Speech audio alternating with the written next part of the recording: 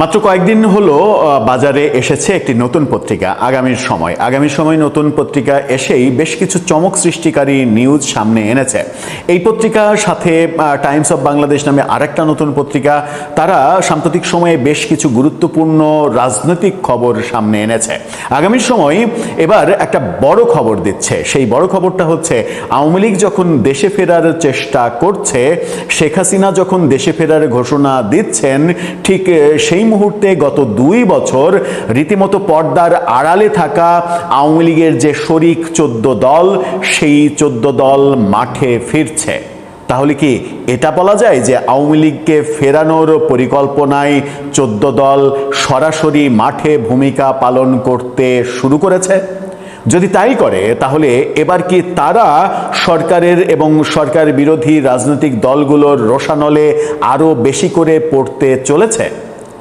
একটু আলোচনা করে বোঝার চেষ্টা করি চলুন এই ভিডিওতে। দর্শক, বলছিলাম আওয়ামী লীগ ফেরা, শেখ হাসিনার দেশে ফেরার প্রস্তুতির দায়িত্ব জাহাঙ্গীর কবির নানককে দেয়া।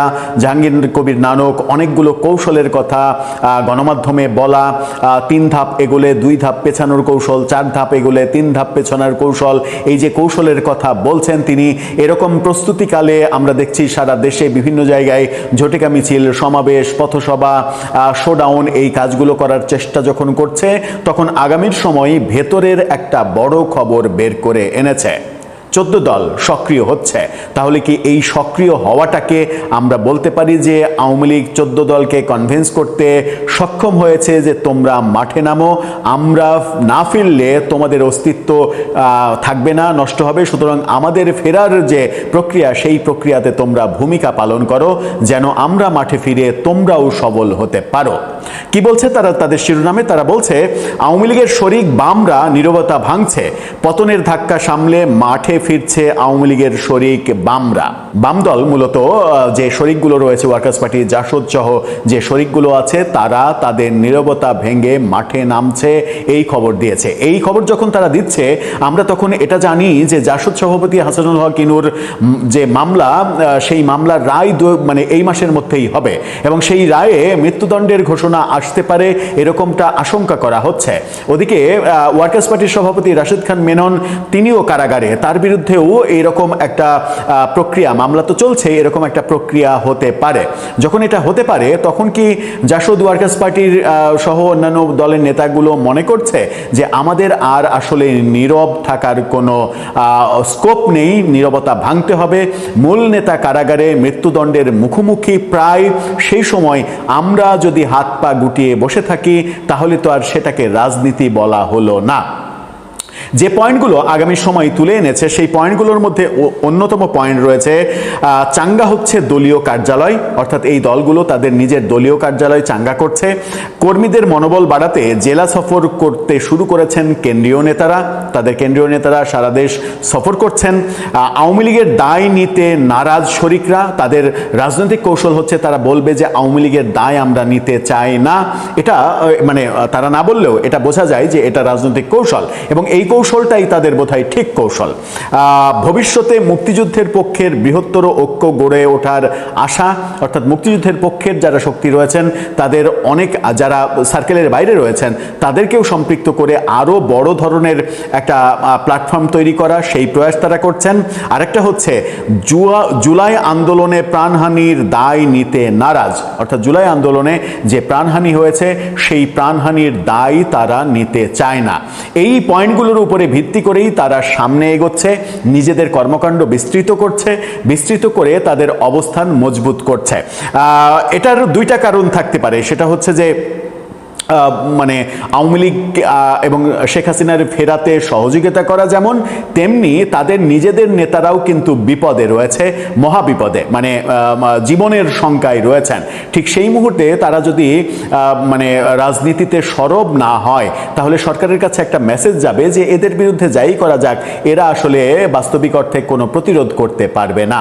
সুতরাং তাদের নিজেদের জীবনের স্বার্থেই, তাদের নিজেদের রাজনীতির স্বার্থেই এই সরব হওয়াটা হয় হয়তো প্রয়োজন তারা মনে করছে।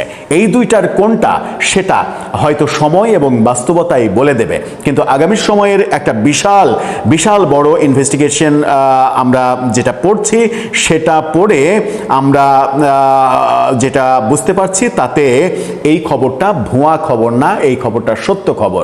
তারা এই রাজনীতিতে সরব হওয়াতে সাম্প্রতিক সময়ে ঘটে যাওয়া নানা ধরনের ইনসিডেন্ট, শিশু হত্যা, রামিসা সহ বিভিন্ন ধরনের যে শিশু নির্যাতনের ঘটনা, নারী নির্যাতনের ঘটনা সহ সামাজিক যে ব্যাপারগুলো আছে সেই ব্যাপারগুলো হাইলাইট করেও তারা তাদের কার্যক্রম পরিচালনা করার কৌশল নিতে পারে। দর্শক, এটাকে আপনি কি শেখ হাসিনা ফেরার পথে সহায়ক শক্তি কিংবা সহায়ক কার্যক্রম ভাববেন, নাকি এটাকে তাদের নিজেদের অস্তিত্ব রক্ষার লড়াই ভাববেন?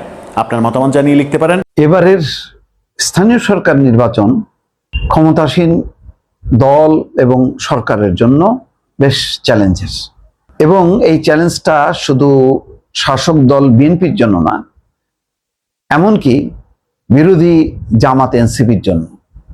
কারণ নির্বাচনটা হচ্ছে নির্দলীয় নির্বাচনে যে কেউ অংশ নিতে পারে।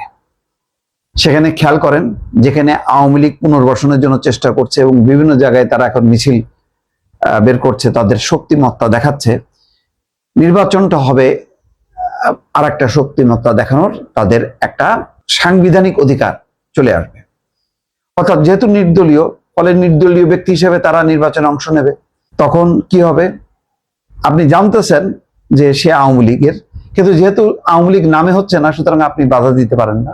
ডাক্তার জাহিদুর রহমান কিন্তু ঠিক সেই কথাটি বলেছেন আজকে সাংবাদিকদের প্রশ্নের জবাবে। তিনি বলছেন যে এখানে বাধা দেওয়ার কিছু নেই, কাউকেই বাধা দেওয়া যাবে না, কারণ নির্বাচনটা হবে নির্দলীয়। এখন নির্দলীয় নির্বাচনে দলীয় সরকার, বিরোধী দল সবাই কিন্তু বিপদে পড়তে যাচ্ছে। কারণ যেটা হয় বাংলাদেশের রাজনীতিতে, আপনি যে দলকে নিষিদ্ধ করছেন, তাদেরকে মাঠে রাজনীতি করতে দিচ্ছেন না, যখন এটাকে আইন, শক্তি এবং প্রশাসনিক ব্যবস্থার মধ্য দিয়ে যখন জিনিসটা করা হচ্ছে, তখন কিন্তু তার একটা জনপ্রিয়তা বাড়তে থাকে। মানুষের যেটা হয়, খুব দ্রুতই সে দুঃখ ভুলে যায়। 15 বছরের দুঃশাসনের স্মৃতি নিয়ে মানুষ চলতে চায় না। মানুষ দেখে যে বর্তমানেটাকে, বর্তমানে সে যদি দেখে যে না, সরকার তো ভালো চলছে না, সরকারের আইন শৃঙ্খলা তো ঢিলা ঢালা, জিনিসপত্রের দাম তো বাড়ছেই, পরিবর্তনটা কোথায়? পরিবর্তনটা খুঁজে পাচ্ছে না। কিছু কিছু পরিবর্তন গুণগতভাবে রূপান্তর ঘটেছে, কিন্তু সেইটার নিয়ে আমি যেটা বলেছি যে সরকার তার পারফরমেন্সটা দেখাতে পারছে না। প্রধানমন্ত্রীর পারফরমেন্স নিয়ে কোনো বিতর্ক নেই। আমার ধারণা কেউ কেউ সমালোচনা করেন ওই সামান্য স্লিপ অফ টাং হিসাবে কয়েকটা কথা নিয়ে, বেশ, যে প্রধানমন্ত্রী খবরই রাখেন না। প্রধানমন্ত্রী খবর রাখেন কিনা কেউ কিন্তু বলেননি যে বাংলাদেশের প্রধানমন্ত্রী কোরবানির ঈদের বর্জ্য অপসারণটা ঠিক মতন হলো কিনা, 4 ঘন্টা ধরে ঢাকা শহরে ঘুরে বেড়াচ্ছেন কিনা, এইটা কিন্তু ক্রেডিট দেওয়া হয় না। কোথায় কোন নজরুল ইসলাম, কাজী নজরুল ইসলাম প্রসঙ্গে বা অন্য একটা বিষয়ে কি ভুল তথ্য দিলেন, এটা নিয়ে হয়েছে। যাক, বিষয়টা হলো এই নির্বাচনটা অবশ্যই বেশ চ্যালেঞ্জের হয়ে যাবে। কারণ দলে দলে আওয়ামী লীগের নেতারা এখন নির্দলীয় আবরণে, তৃণমূলে, বিশেষ করে তৃণমূলে তারা তাদের শক্তিটা দেখাবে। তারা যদি জয়যুক্ত হয়, তাহলে ওইটাকে কেন্দ্র করে ওই নির্দলীয় ইউপি চেয়ারম্যান বা মেম্বার, তাদেরকে ঘিরেই কিন্তু তারা একটা রাজনীতির একটা প্রাথমিক আলামত শুরু করবে, এবং হয়তো তার প্রস্তুতি তারা জোরে সোরে নিচ্ছে।